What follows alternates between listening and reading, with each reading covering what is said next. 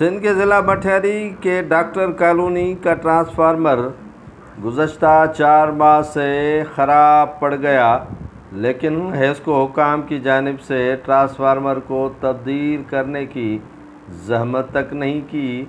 خواتین بچے ہاتھوں میں اٹھا کر ہیسکو حکام کے خلاف ڈاکٹر کالونی کی مکین سخت احتجاج اور سراپا احتجاج ہیں۔ ان خواتین کا کہنا تھا کہ سخت گرمی اور بچے ملیریا کی وجہ سے بیمار پڑ گئے، لیکن ہیسکو حکام تاحال ٹرانسفارمر تبدیل کرنے کی زحمت تک نہیں کرتے۔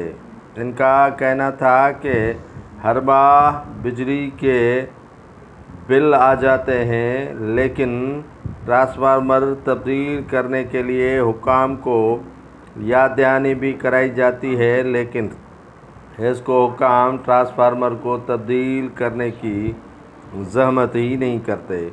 ان کا کہنا تھا کہ ملیریا کے بخار کی وجہ سے کئی خواتین، بچے و مرد بیمار پڑ گئے ہیں اور گرمی کی شدت میں اضافے ہونے کی وجہ سے نڈھال ہو گئے ہیں، لیکن ہیسکو حکام اس پر توجہ نہیں دیتے۔